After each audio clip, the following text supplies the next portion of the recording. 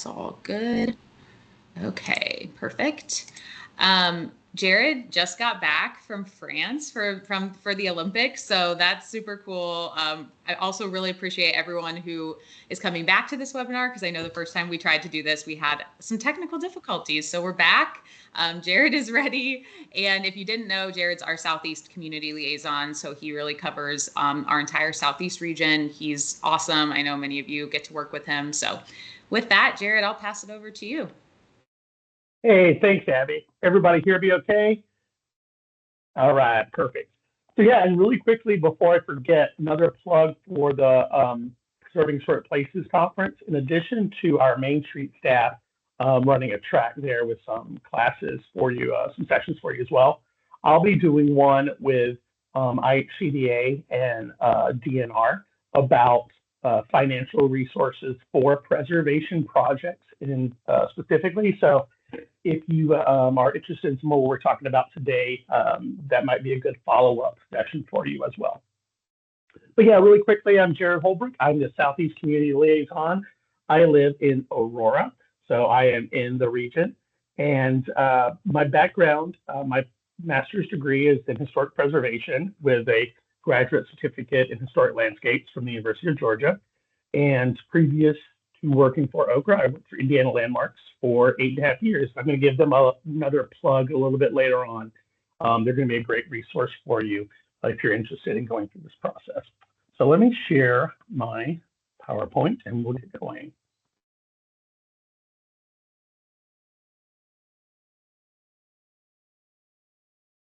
All right, are we seeing that well? That's good. All right, yep. And I would say just, and also, there's a little red house there that's mine. So our agenda today, we'll go through these main points here. We'll talk about what a local historic district versus the National Register Historic District is. We'll talk about why you want a local historic district, how they function, and how to actually get one established. And then I'll have some additional resources, and I can share out this via Abby, so you'll have the actual direct links to get some of these resources. All right, so I'm sure we've all heard the term historic district thrown around. And there are really two things they're mainly talking about there. One is the National Register Historic District, but they could also be talking about what we call a locally designated historic district or local historic district. Now, here's the most important thing that you can take away from today is that those are absolutely not functionally the same thing. All right. National Register Historic District is not the same as a local or locally designated historic district. We're going to break down exactly why and sort of the benefits to each one. So first, we'll start with the National Register Historic District.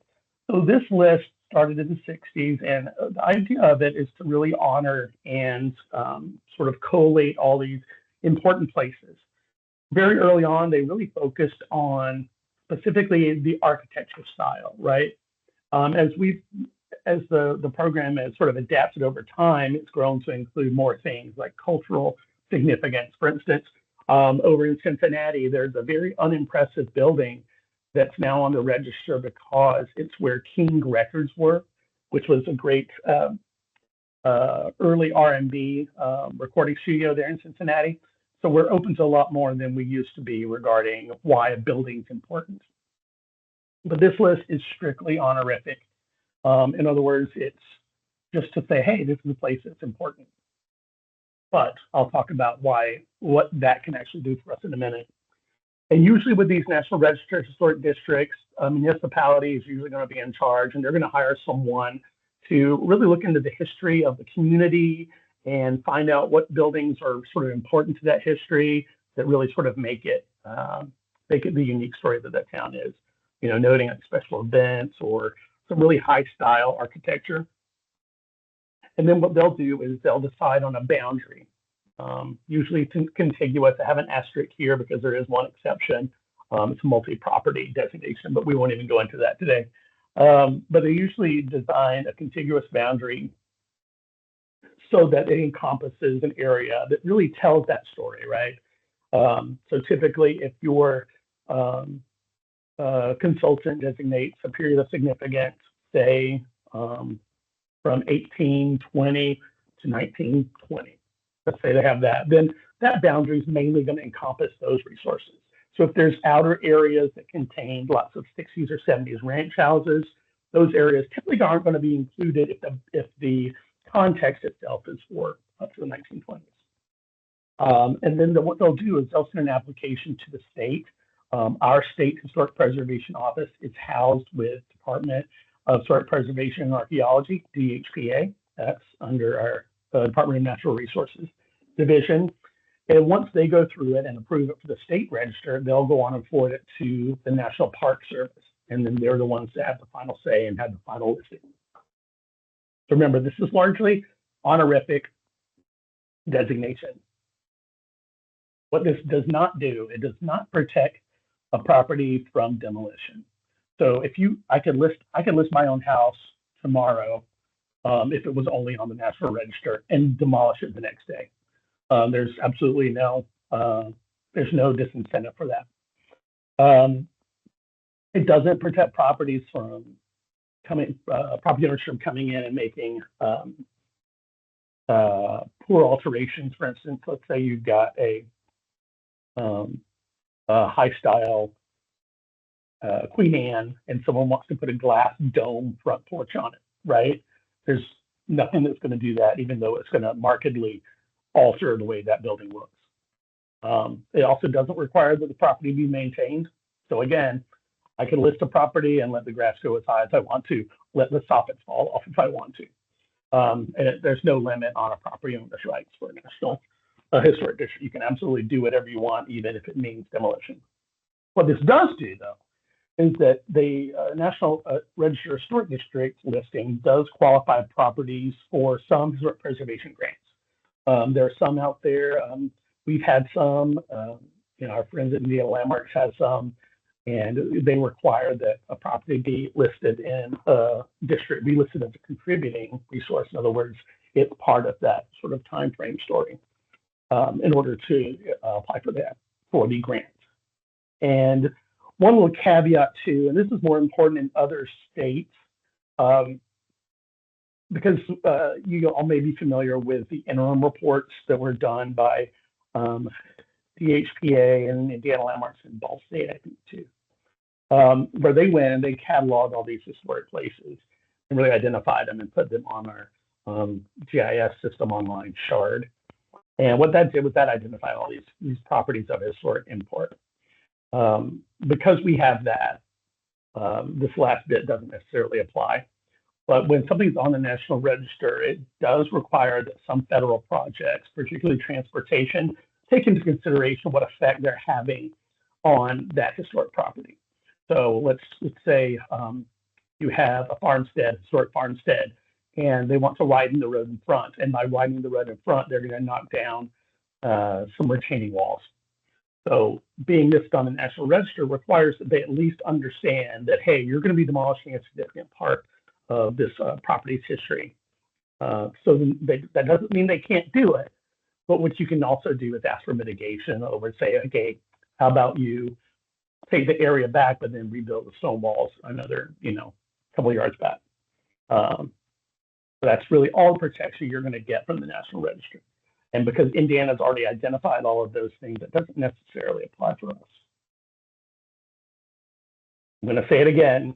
While locally designated historic districts and National Register historic districts may include the exact same physical area, they are absolutely not the same in the functional sense. Locally designated historic areas are established by municipal ordinance. So your town council, your city council, your county council, they're going to be the ones that establish the locally designated historic district.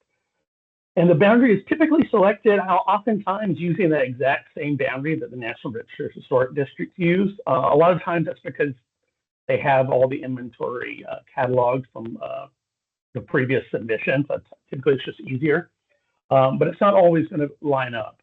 For instance, I live in Aurora and there are a few resources that are not included in the local district that are included in the National Register Historic District. So be careful. That's just to assume that they're exactly the same because they may not be.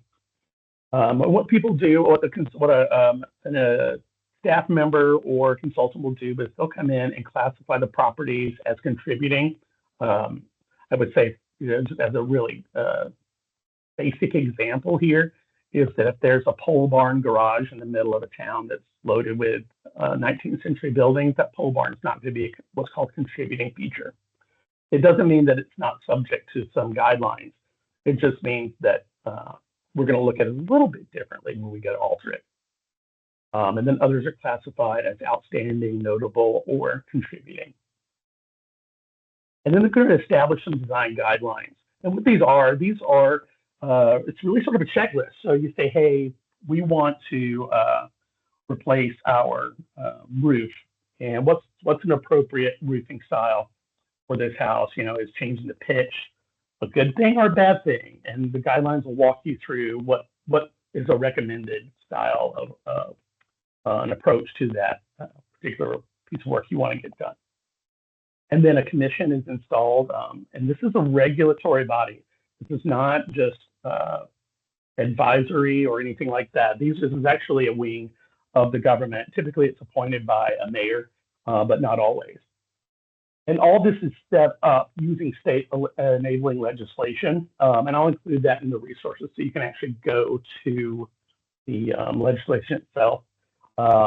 And it's over the 60 years since it's been around, since these have been around. There have been some cases that have gone to upper levels of the court, and they've all proven that the legislation is sound to have install these local districts as a zoning mechanism. All right, here's what the locally designated historic districts do. They do require that major exterior changes to properties follow those established design guidelines. And you as a community sort of decide what those guidelines are. For instance, there may be some communities, and I think this is very rare, some communities may decide, hey, we're gonna say that you can only have a certain picket fence style. This may be important in some smaller New England communities. I remember Seaside, Florida, when they first started, they had such strict regulations that literally there was a book of what exact kinds of picket fences you could have. You had a choice of 6 different ones. But typically you're not going to go into that minutia. And so you can kind of decide exactly how comprehensive are we going to be looking at some of this work that people are going to be proposing. What they also do is they do prevent a quick unchecked demo of important or useful buildings. So it does require, it makes people pause and say, hey, what are we really trying to do here? And is there another path? Is there a path to saving this and reusing it in another way? That way we can keep it sort of as part of our community history, right? Locally historic designated districts also have been proven to increase property values, and we'll talk a little bit about that in a minute. They also may or may not be a benchmark for participation in some programs. I know some CLGs at least used to require that there be a local historic district, locally designated historic district. And I know we strongly encourage it with our Main Street communities, and Abby can pipe in there if she wants to give me more info on how that sits with Main Street levels. Sorry, I was having trouble hearing. Yeah, no, I was just talking about how sometimes having a local historic district can be really helpful as far as your Main Street program, and if it's encouraged by national as well as Indiana Main Street to have these. Yeah. Okay. Yeah.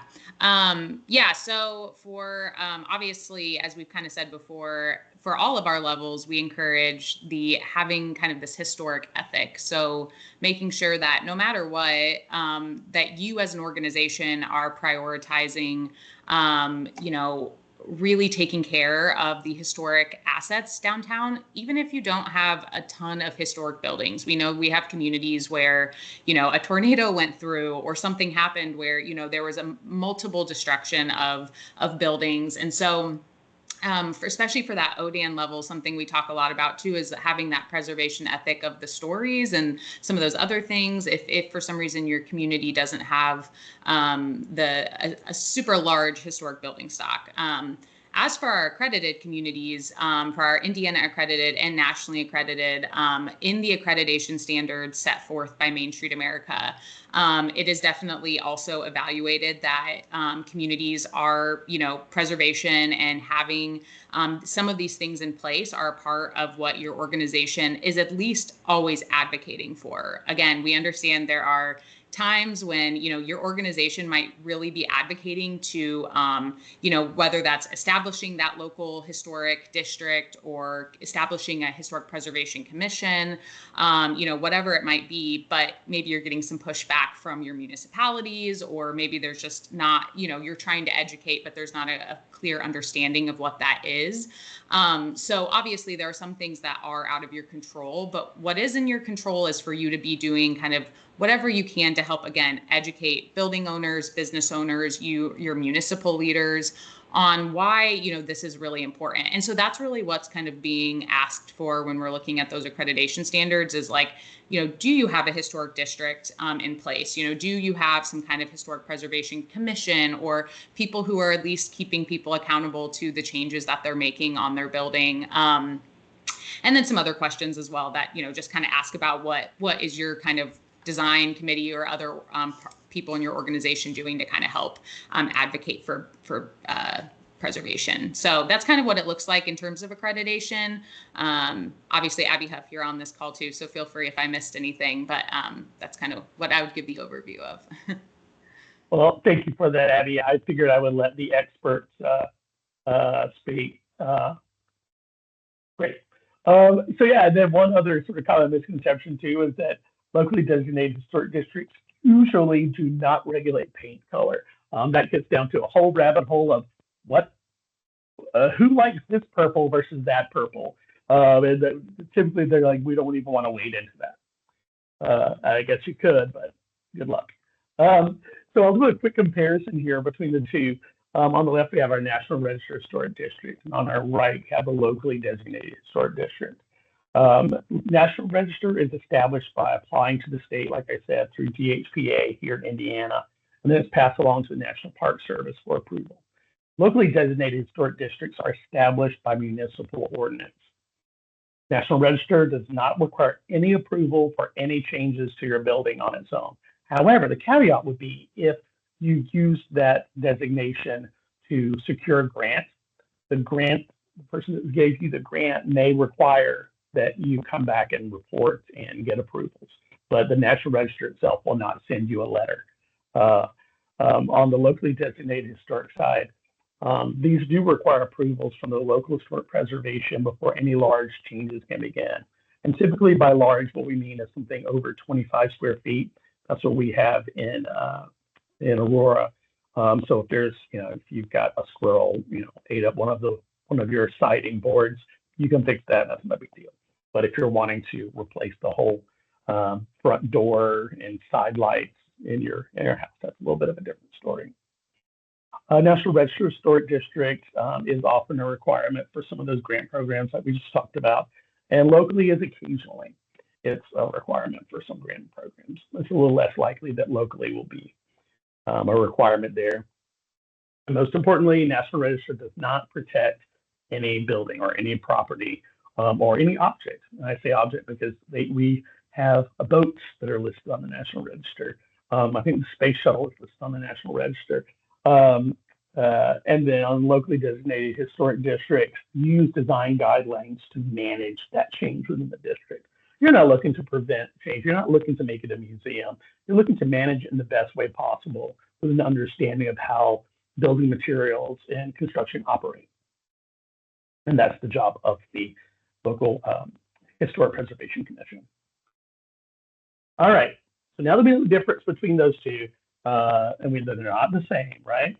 So why do you want a locally designated historic district? Again, this allows change to be managed. It raises property values, and I'll go into depth with some of these. It does require that preservation be considered. A lot of times, folks may want to come in and say, well, I'm just going to demo it.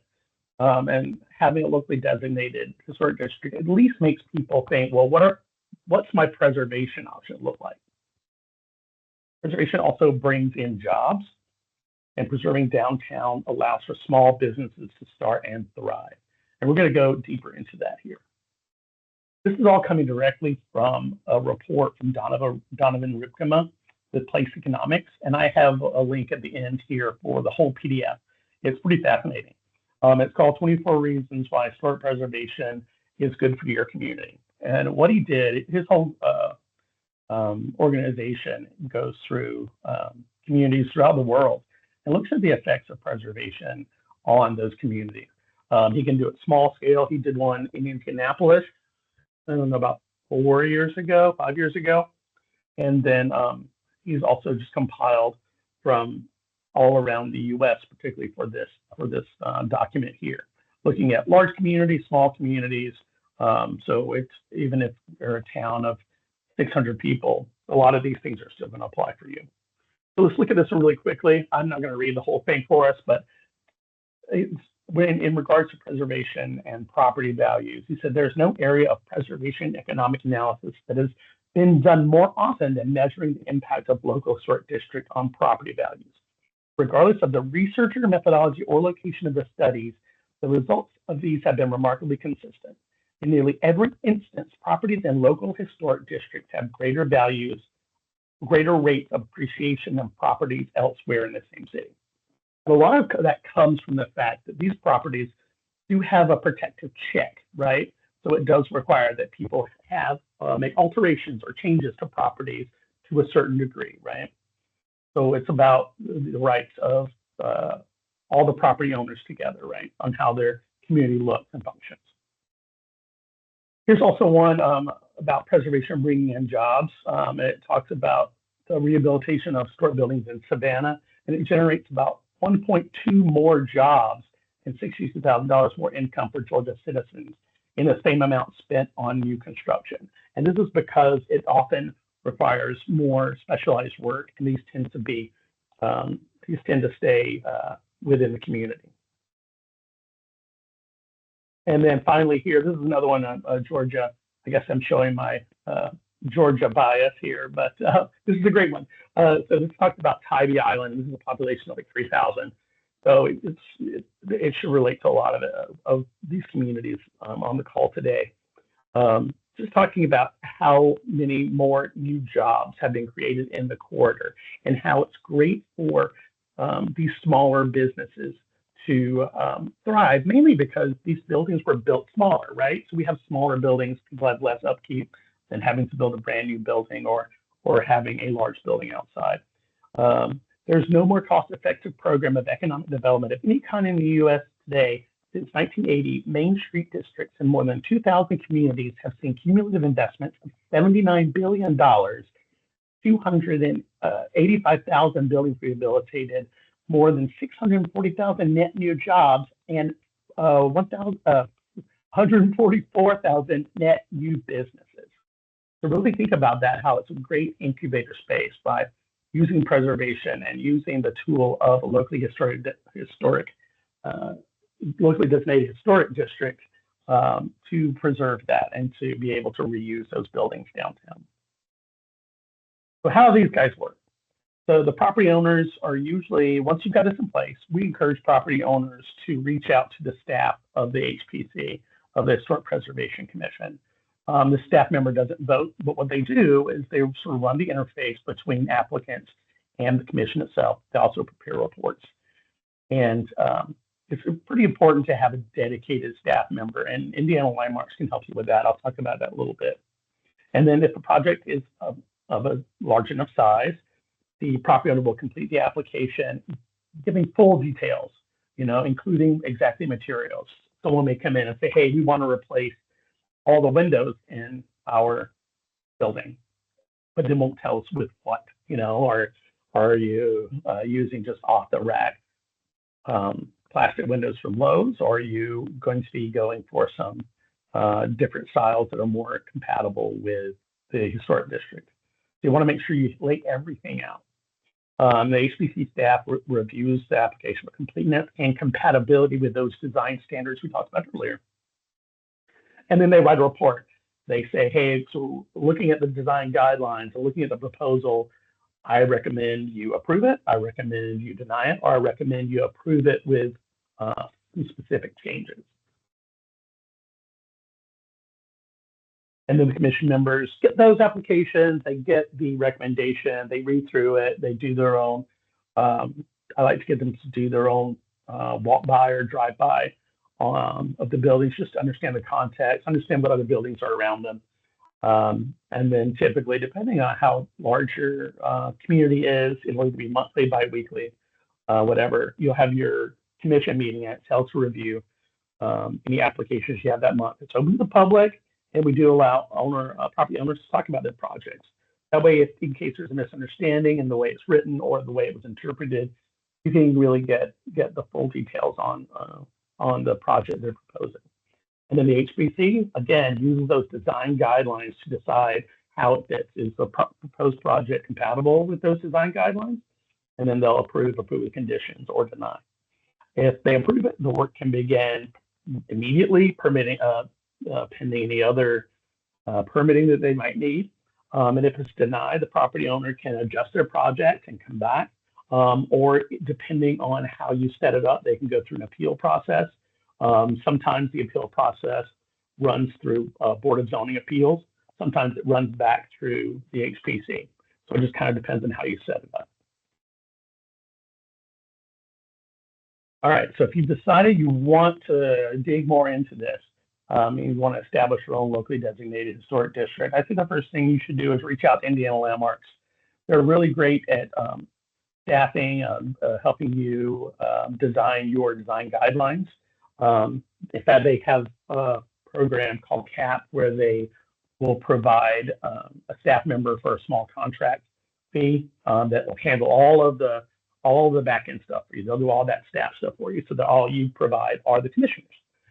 It's a lot less work. I think it's a really helpful program to take advantage of, and it's honestly not that expensive. So you should look into it. And then you want to actually get in front of it too. You want to hold some educational sessions in your community to talk about the benefits and be honest about how it affects property owners, because everyone's going to come in pretty hot about what are our property rights. But what we want to talk about is, well, this is not preventing you from doing anything. We just want to make sure that we're all sort of moving in the same direction, right? That we're keeping consistent with what our town story is. And there are ways we can get work done. We just may have to rethink and make some adjustments on those. And then you want to work with your local government to pass those ordinances that establishes a locally designated historic district. And then you go through the process, like I mentioned before. You establish the map, design guidelines, you seat your commission, and then you designate staff. So now everybody wants to do one of these, right? Everybody wants a locally designated historic district, right? So great. Here's a whole bunch of resources for you here. And like I said, we'll send it out to all of you afterwards, but it has all the links that I've used here. First, there's the link for OCRA. Then there's also a link to getting your projects or getting property assistance on the National Register with THPA. There's a link to Indiana Landmarks. There's a link to that entire place economic study that talks about all the economic benefits of preservation and then how local designated historic districts help you get there. And then finally, there's the Indiana state enabling legislation that talks about establishing these ordinances.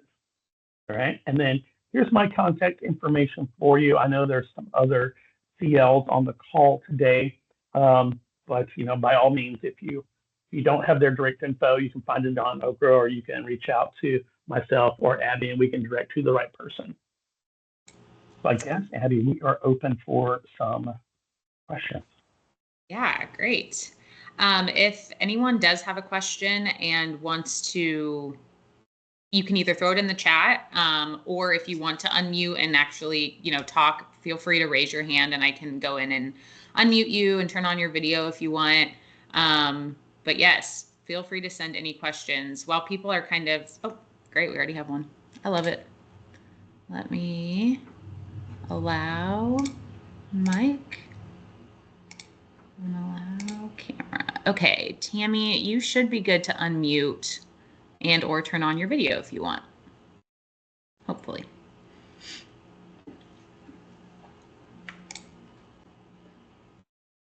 Maybe. Here, let me unmute, see if I can unmute you. I don't know if I can.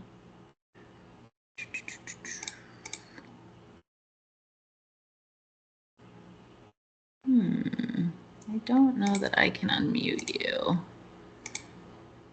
It should be at the top of your screen. Should say like camera and mic. Oh, perfect. There you are. I'm so used to Zoom. I'm like, what?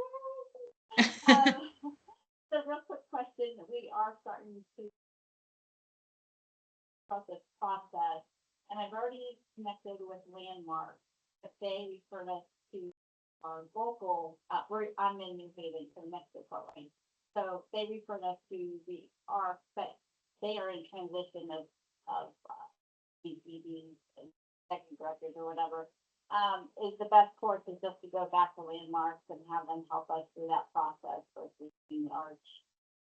The Arch is a local historic, place. So you were asking, is it best to go through Indiana Landmarks? Yeah, should we still just go through the Indiana Landmarks to help us with the process versus goal? Yeah, I mean, so and without fully understanding your exact situation, I would say Landmarks is going to have a lot of information for you, and again, they do have that program that will allow you to set up a contract with them to provide staff services. They also have design guidelines available so that you don't have to craft your own. So that's all going to be really helpful. What region are you in? I'm sorry. Northeast, so next to Fort Wayne. Oh, so you're like Paul Hayden is your connection? I think I believe that's right. We met with him last year, and he said, you should use our local, which is the Arches, but they are going through some staff changes, and so we're really trying to move this now a little faster than we did. So I'll just reach out to Paul and see if he can just help us through the process for local historians. Yeah, I think that might be the best way to do it, because then hopefully they'll be with you through the whole sort of journey there. And there's a lot of generational knowledge too with landmarks and understanding, specifically how to talk about the benefits of preservation and that kind of thing. So I'd reach out to them again, see if sort of some situations there with their organization has shifted a little bit, so they're more available. If you have issues at all, again, feel free to reach out to me, and we can reroute you to somebody who maybe can help you. Thank you. Sure. Other questions or things that people, while others are thinking, Jarrad, one thing I know that, we hear questions about a lot is just, so once you kind of have the different ordinances or the districts in place, the Historic Preservation Commission piece of it, which some communities do have and some don't, is like kind of what's the connection from getting your local district ordinance set to potentially setting up a Historic Preservation Commission. And I know you probably would say work with Indiana Landmarks on that probably as well, but do you want to talk a little bit about that process or, Yeah, sure. Yeah. So, I mean, when you talk about the folks that you want on a preservation commission, it's always encouraged for you to be looking at folks who have experience with, say, architecture or have experience with community development, and these can be sort of large level. Maybe they are an architect, or maybe they're a former contractor, so they sort of understand some of the mechanisms, particularly about, again, how building materials work, because sometimes they'll be the ones that will be able to spot some particularly challenging applications that may do a lot more harm to the building than good. I'm just randomly thinking, like putting Portland cement on a historic brick building. They're going to be the ones that'll be like, this isn't great. So when you start looking at a commission, you can do that. You start looking at some of those people, and I would say start early on, have them involved early in the process so that they definitely have some buy-in to the process. And they can also help guide you with what those design guidelines look like. Awesome, thank you. Looks like in the chat, Dana asked, interested if you can point out any communities that have an HPC with an appeal process. Our community is interested in one, but they are asking for that component. Sure, yeah. So I can talk quickly about Aurora, where I live. I worked as staff for them for the 8 years I was with Landmarks. So yeah, the Aurora has one, and it's listed in their ordinance, which is publicly available. You can just do a search for Aurora, Indiana, municipal ordinances. And what theirs does is if there is an appeal, it goes directly to Board of Zoning Appeals. And then they get to go through the process and say, hey, okay, we'll allow it. Unless it's a demolition request. If it's a demolition request, it has to come back to the HPC again. And then they're able then to do present a hardship argument. And that what that literally says is that there is no by not allowing me to take down this building, you're preventing me from having any value in the building. Now, let's caveat this by saying that means that, say I want to turn this old barn into a five-bedroom condo, right? But that's going to cost me $1 million to do it. So I can't do that. That's too expensive. No, it's saying there's other useful projects you could do with that building. It may not be the exact project you have in mind, because honestly, someone could come up with the craziest, most expensive project and then say, hey, I can't do it, so I want to demolish it. So hardship does have a lot of qualities in it that made them sort of go through those checks. And as far as the other reasons something might be denied, with an HPC, because it's a state enabling legislation, you cannot take into consideration the cost of a project, right? So if someone says, I want to do this and it's not compatible with the design guidelines, it doesn't matter that the next step would be too expensive. You're not allowed to judge on that. And when you start doing that, then you start opening yourself up to litigation, which is why in the appeals process, those at the Board of Zoning Appeals do have the ability to look at a lot of those other things. But you as an HPC do not have the ability to talk about the affordability of a project or not doing a project. It's just not in the state enabling legislation. It's not that we don't consider it, it's just the law doesn't let us do that. So yeah, I would just do a search for Aurora ordinances, or shoot me an email and I can find it for you. Yeah. Other questions? Feel free to throw them in the chat or raise your hand and I can unmute you. It's Monday, but I'm well caffeinated, so I'm ready.